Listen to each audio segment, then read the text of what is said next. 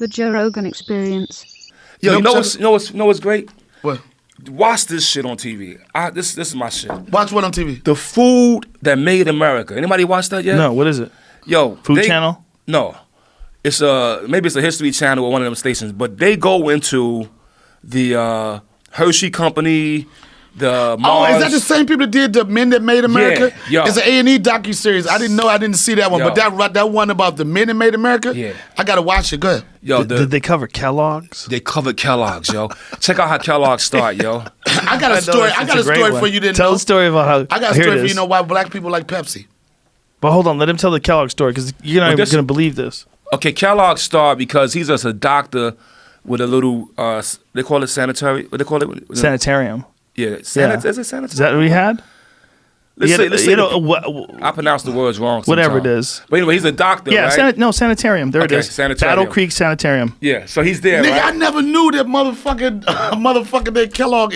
Yo, Yeah, see what I'm saying? He's a real man. I didn't know he was a real motherfucker. I did not know Kellogg was a motherfucker. Dude, Yo. he invented cereal to keep people from having sex and beating off. He He invented gotta be on cereal. cereal boxes forever. He invented cereal to calm people's sexual desire. Yeah, Really? And their Yes. diet. You know what I'm saying? Yeah. Because they were sick there, and he thought the best way to get the nutrients, he would bake all this grain together and then break it up and pour serve milk. it to him. No, he didn't pour milk. His brother actually was the one that was like put some milk in it. Oh, it's always That's somebody like trying to fuck you. You know what I mean? He's like, nah, I need some. It needs some. Pour Yeah. some milk in it. Well, he But was check- right. It's but- the truth. Oh, that's the best shit. After sex, cereal. my Yo, goodness. oh yeah, after cereal. Yeah, after Yo, you sex. gotta have after sex, No, he's son. right. Yo, Golden grams. immediately. Now check out the punchline I'll go to Graham too, of the son. story, right? So Kellogg's is doing this shit, and his brother's like, yo, listen, man, there's money in this. We could sell this. But Kellogg's, he's a doctor, he's already making money. He's like, nah, man, look, his brother's little dyslexia, he ain't really kind of got it together. He's telling his brother, look, man, we ain't doing all that, son. Just Right. go to work and do what I tell you. Right. Right? So he's going to work, do what he tells him. And then one guy comes over to the sanatorium, no money, can't afford to pay. He has to work it off. Right. So they let him work it off, right? He's working, he's eating the cereal every morning, and he's just checking out the sanatorium, and he looks around. His name is Mr. Post. Mr. Post? Yeah. Uh-huh. He leaves the sanatorium. And before Kellogg starts Kellogg cereal, Mr. Post started Post cereal, homie. He came out with Post and blew up. Oh, I forgot about Post. Yo, for real. Was it beef? Was they had like cereal beef? It was cereal beef for the whole they still got about beef. this. Do you still know have that's it. why Pepsi Cola, right? You ask yourself, black people love Pepsi Cola, right? I was talking to this white dude one time. He said, you know why black people like Pepsi? I was like, you trying to be racist? Right? And he explained the story to me back in like the 30s when Coca Cola and Pepsi was the two vying bottling companies. And Coca Cola was smashing Pepsi on sales. Right. Like 125 million to like 3 million in sales per year, right? And Pepsi needed to do something to get a different audience. So Pepsi painted basically Coke to be either racist or not really caring about the black community. And Pepsi was the first a corporation that started putting black people on the cover of the posters and being affluent. Like doctors, nurses, because everything you saw was like Aunt Jemima and shit. But Right, big brains. Pepsi was the first ones to start doing that, and Pepsi hired an ad agency, 12 black guys, I think it was in Louisiana, Okay. to go out and do juke joints and touch the black community. And what Pepsi did was like, quantity-wise, like say if you had 10 ounces of Pepsi, 10 ounces of Coke, Coke would charge like 20 cents, and Pepsi would charge like 10 cents. But basically, you're getting double what you want. Right. You give a nigga sugar, it don't matter. You can charge it up, right? Yeah, yeah. So that's the reason. And then if you think about that, through generations and generations, that's the reason why a person can be disconnected from a certain brand. You said, think about it. If you at home, right, you got Pepsi and Coke, and then you hear somebody say, "Man, we don't drink that Coke, man. That's that white people soda." You know what I'm saying? You won't drink it anymore. And that's what they did. And it's a book called The Real. Jamie, pop it up. The Real Pepsi Challenge. The Real Pepsi Challenge. That's interesting. And I'm gonna look into that. I think this would be. I looked into trying to get the rights to it some kind of way. I got blocked early on. Maybe I ain't had the right Jutang clan on my team, right, to get it done. But the Real Pepsi Challenge. Real Pepsi Challenge. Read the synopsis. How one pioneering company broke the color barrier in 1940s American businesses. Wow.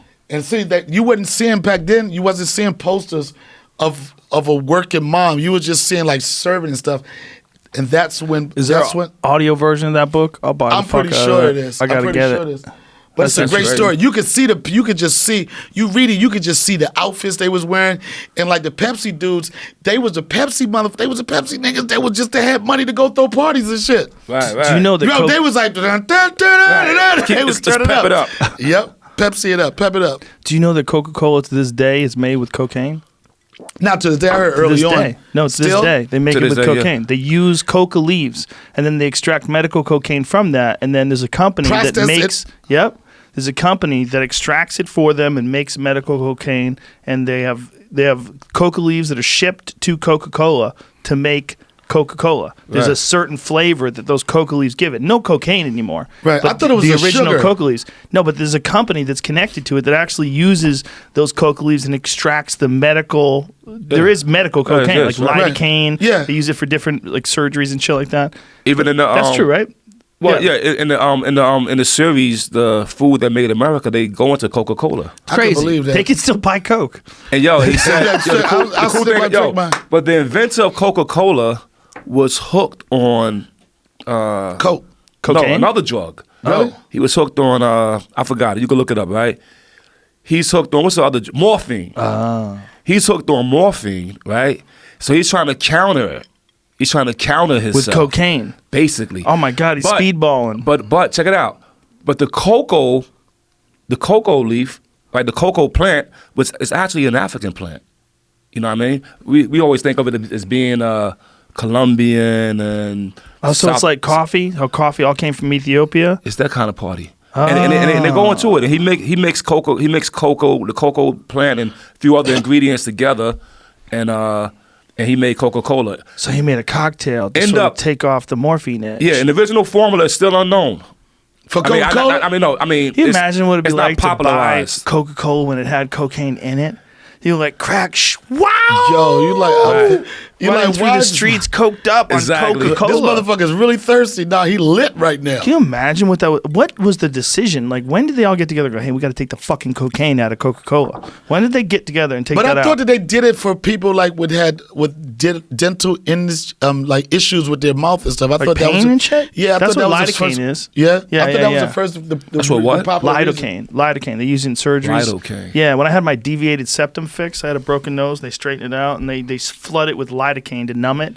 It's like a cousin of cocaine. Yeah, it doesn't get you high, but it makes you feel like shit. What'd you do? They flooded your nose with that. Yeah, it makes you feel like shit. It doesn't get you high, but you feel like disconnected and weird. Like they gave me a pretty good dose when they fixed my nose, and I remember I went to a restaurant, like either that night or the day after. I think it was that night, and I was feeling terrible. Like I can't taste anything. I feel all shaky and weird. Like I'm not on cocaine, but it's like a weird cousin. Did it do anything to your appetite or anything? Yeah, I wasn't that hungry. Really? Yeah, it fucked with me. It just made me feel shitty. I just felt like, ugh. It felt like my heart was beating too fast. I felt weird. It just felt like something was off. It didn't make any sense. But they use it just to numb you up for surgeries. It's real common. I never had none of that shit.